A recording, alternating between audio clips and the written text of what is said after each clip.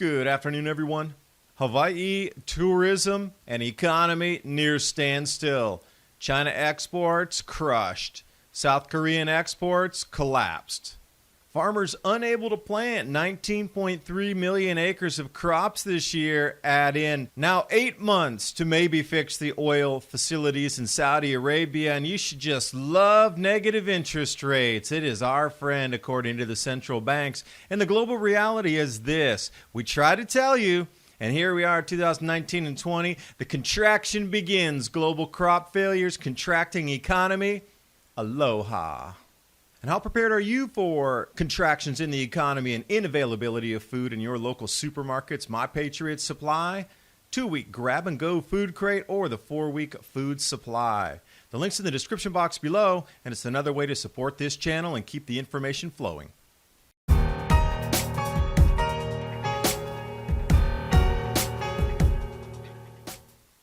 And a handful of basic skills that you should know: how to preserve foods, how to start a fire, and how to know exactly how cold temperatures and light frosts kill corn and crops. Over here on DTN, they have the full Farm Service Agency acreage report here. We're looking at the least amount of acres ever planted in the United States. So those that are claiming insurance so far on the books tallied up to this point, which is going to increase, by the way, 19.3 million acres. The most unplanted ever recorded, but they only started in 2007. But they do have quite good records going back to 1938, which would bring us right up to the cusp of the lowest planting ever since 1938.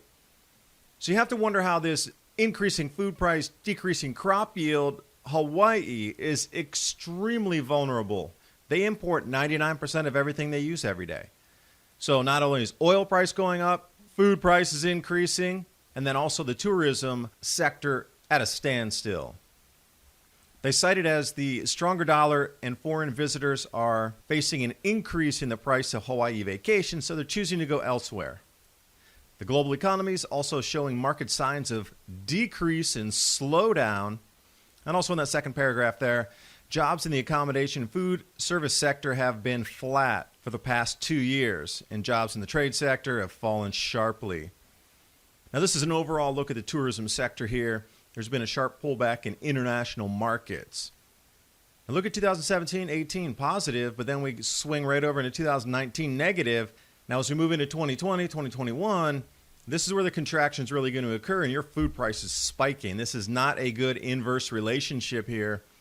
And now new articles coming out saying it could be 8 months, but they're still saying a very solid 6 months to fix these Saudi oil facilities. Yet contradictory news articles are saying, no, it's not as bad. So there's so much conjecture out there. How is this higher oil price going to mix into everything? Because we're already seeing South Korean exports collapsing 21%. And you know where it dropped last time like this? 2009. Now this time there's going to be no quantitative easing and bank bailouts. It's going to be a collapse.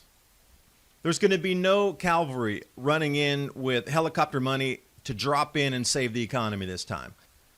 Markets have been filled with umpteen trillions of dollars since 2009, and look where we are, back to the same start point again, with all that money evaporated somehow. There will be no possible recovery this time, and when it goes, your food is in jeopardy. I cannot stress that enough. South Korean exports collapsed 21%. Let's dissect this a little bit. So Japan's one of their biggest markets, both inbound, outbound. So take a look at that, minus 13% exports to Japan, and then importing, bringing in from Japan, minus 16%. But then look at the other markets that are also huge for South Korea.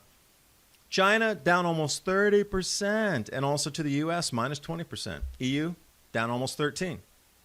So where does this leave us? And then we have China contracting. Look at this, year-on-year exports, lowest in several years, but they're trending toward the 2009 era as well. And everywhere we look, happy smiles for negative interest rates. We should love negative interest. It's here to help us. Great article here on the Daily Independent. The problems arise when rates have been cut to zero and the economy still isn't performing as expected. Now, this is going to be the future in the crystal ball here. It's already not performing as expected. That's why they're talking and going to negative interest rates. Now, here's the theory about negative interest rates. If banks can't be bribed into putting that money out into the markets. Maybe they can be coerced through penalty payments on reserves, such as leaving your money in the bank, and it actually costs you money to leave it there. They're forcing the banks to push the money out by negative interest. So where's the problem? I thought the economy was rosy and we had the most bountiful yields ever, but it seems that both of these things are untrue. And right over here on Zero Hedge, negative interest rates are the price we pay for de-civilization. Excellent read on this one. And they question it as well.